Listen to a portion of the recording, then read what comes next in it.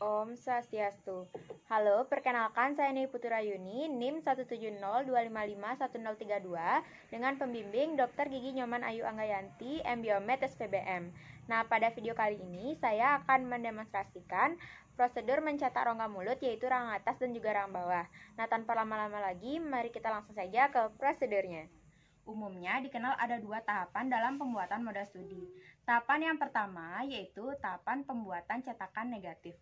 Cetakan negatif ini dibuat dengan menggunakan sendok cetak siap pakai dengan menggunakan bahan yaitu alginat. Sedangkan tahapan yang kedua yaitu tahapan pembuatan cetakan positif yang dibuat dengan cara mengisi cetakan negatif dengan menggunakan bahan gypsum untuk memperoleh modal studi nantinya. Alat dan bahan yang perlu dipersiapkan dalam proses pencetakan rahang atas maupun rahang bawah yaitu yang pertama adalah alat pelindung diri berupa masker dan juga handscoon. Nah, handscoon yang digunakan sebaiknya handscoon dengan ukuran yang sesuai dengan tangan kita sehingga lebih mudah atau lebih nyaman pada saat melakukan pencetakan.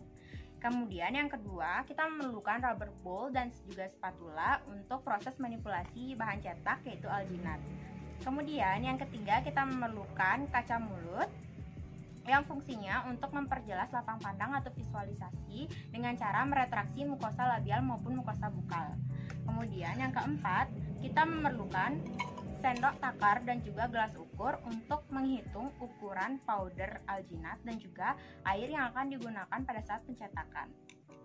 Kemudian kita memerlukan sendok cetak dan di sini saya sudah mempersiapkan beberapa ukuran sendok cetak yaitu mulai dari S, kemudian ada yang ukuran M dan juga ada yang ukuran L.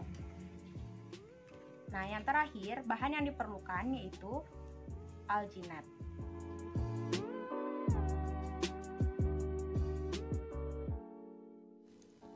Pertama, operator menggunakan masker dan handscoon sebagai perlindungan diri.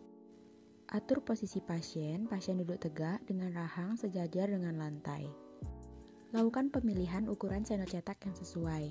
Nah, yang pertama saya akan mencobakan dengan ukuran S terlebih dahulu. Gunakan bantuan kaca mulut untuk meretraksi mukosa bukal pasien.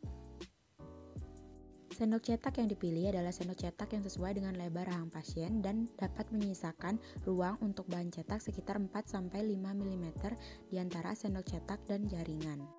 Untuk rahang bawah, saya juga mencobakan sendok cetak dengan ukuran S karena di sini pasien merupakan pasien anak-anak.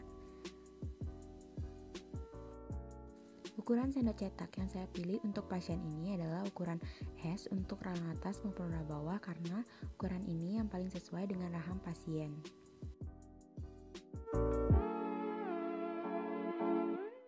Ukur perbandingan powder alginat dan air yang akan digunakan dengan menggunakan sendok takar dan gelas ukur sesuai dengan takaran pabrik. Kemudian tuangkan ke dalam bowl, lalu manipulasi bahan cetak dan air dengan gerakan angka 8 sambil adonan ditekan ke tepian bowl. Apabila adonan telah terlihat sewarna dengan konsistensi lunak dan permukaannya halus, maka adonan telah homogen. Maka satukan adonan, lalu aplikasikan pada sendok cetak. Untuk rahang atas, adonan diaplikasikan melalui bagian palatal posterior lalu diratakan ke anterior. Sedangkan untuk rahang bawah, adonan alginat diaplikasikan melalui bagian lingual dari sendok cetak lalu diratakan juga ke anterior. Sebelum mulai mencetak, pastikan pasien telah berkumur terlebih dahulu. Kemudian, atur posisi pasien agar duduk tegak dengan rahang sejajar terhadap lantai. Posisi operator saat mencetak rahang atas yaitu berdiri sedikit di belakang dan sisi kanan pasien. Tempatkan sendok cetak pada sisi yang jauh dari operator terlebih dahulu, dilanjutkan pada bagian anterior, lalu pada sisi satunya lagi, sambil tangan kiri meretraksi pipi pasien. Terakhir, pastikan bibir pasien menutup dengan alami, jangan menekan sendok cetak terlalu dalam agar tetap menyisakan ketebalan bahan cetak di bawah oklusal atau insisal gigi pasien.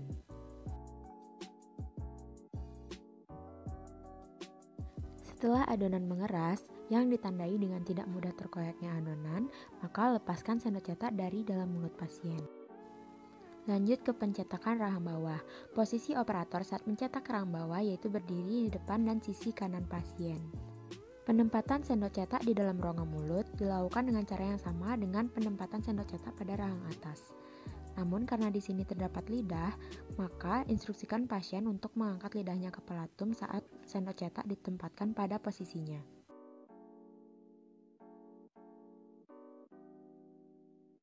Setelah adonan alginat mengeras, maka lepaskan sendok cetak dari dalam rongga mulut pasien. Lalu, instruksikan pasien untuk berkumur. Setelah cetakan dikeluarkan dari rongga mulut pasien, maka cetakan alginat tersebut harus segera dicuci di bawah air mengalir untuk menghilangkan sisa-sisa saliva atau debris yang masih menempel pada cetakan alginat yang sudah dibuat. Nah, setelah itu, cetakan segera disemprot dengan menggunakan cairan desinfektan. Amati hasil cetakan, lalu lihat porositas dan detail cetakan. Adapun beberapa anatomical landmark yang harus tercetak pada rahang atas, diantaranya papilla incisiva, residual ridge, raphe palatina, tuberositas maxillaris, hamular notch, fovea palatina, vibrating line, torus palatina, rugae, labial frenulum, labial sulcus, buccal frenulum, zygomatic buttress, dan buccal sulcus. Sedangkan pada rahang bawah, anatomical landmark yang harus tercetak yaitu yang pertama, lingual sulcus, kemudian ada torus mandibularis, lingual frenum, labial sulcus, buccal frenum, buccal sulcus, buccal shelf, pear-shaped pad, dan retromolar pad. Terakhir, setelah cetakan alginat didesinfeksi dengan cairan desinfektan, maka kita harus segera mengisi cetakan alginat tersebut dengan menggunakan gypsum untuk mencegah terjadinya perubahan dimensi apabila dibiarkan begitu saja di udara terbuka. Baik, sekian video saya mengenai prosedur pencetakan rahang atas dan juga rahang bawah. Akhir kata, saya ucapkan terima kasih dan saya akhiri dengan Parama Santi. Om Santi Santi Santi Om.